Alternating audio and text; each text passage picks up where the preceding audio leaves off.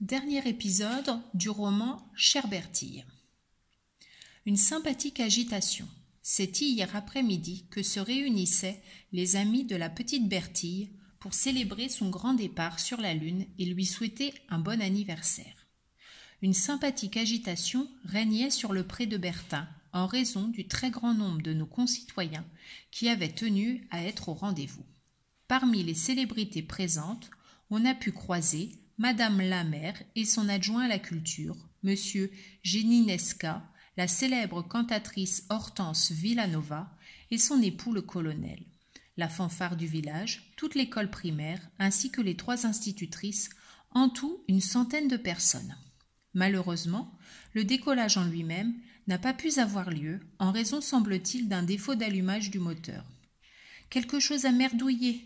Peut-être que je n'aurais pas dû mettre l'huile d'olive dans le carburateur, a témoigné le jeune Younes, concepteur de la fusée. Mais le soleil était heureusement de la partie et ce fut une très joyeuse après-midi, notamment grâce aux excellents gâteaux aux myrtilles préparés par M. Pavel, pâtissier. Voir photo. C'est le plus bel anniversaire de ma vie, nous a confié la jeune Bertille. Voir photo. Qui a fêté ses 9 ans entouré de tous ses amis et a reçu des mains de Madame Lamère la médaille d'honneur de la ville en récompense de son courage et de son esprit d'entreprise.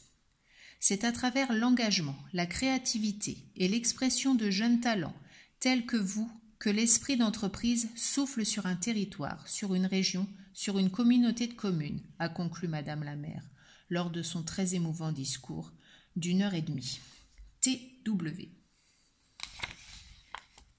Samedi 27 juillet. Cher Monsieur Pavel, comment ça va? Moi ça va. Désolée de ne pas avoir écrit depuis longtemps. Au début des vacances, on est allé avec mes parents chez ma marraine en Lorraine. Et là, on est chez ma mémé du côté de ma mère. Avec mes cousins, on se baigne tous les jours dans un étang. L'eau est à 18 degrés. On s'amuse drôlement bien. Je voulais vous dire merci pour votre aide et que finalement, c'est bien tombé que la fusée de Younes n'ait pas marché. Parce qu'au dernier moment, j'avais un peu le cafard de partir toute seule, alors que tous mes copains étaient là. Et en plus, il y avait un pique-nique. Enfin bref, je ne regrette pas du tout. D'ailleurs, j'ai changé d'avis et je n'ai plus envie de devenir spationaute. Mon truc maintenant, c'est les volcans. J'ai réussi à convaincre Younes et les copains de la fanfare, et vous ne savez pas quoi ? On va tous partir au centre de la Terre l'été prochain. Vous voudrez bien nous aider? J'ai lu un livre là-dessus et apparemment le plus important, c'est de bien s'équiper et d'emporter beaucoup de bouteilles d'eau. On a 1 an pour se préparer. Ça laisse largement le temps. J'ai commencé à récupérer des bouteilles. J'en ai déjà 12. Si vous en avez, vous pourrez me les garder? Il m'en faut plein. Il paraît qu'au centre de la Terre, il y a des océans et des crânes de dinosaures. Et il paraît qu'un jour, un vulcanologue a été sur un lac rempli de soufre, avec un bateau pneumatique, et qu'on peut faire cuire des saucisses dans de la lave, et aussi que la lave refroidie devient verte et brillante comme un bijou. Vous croyez que c'est vrai? Merci d'avance pour votre aide.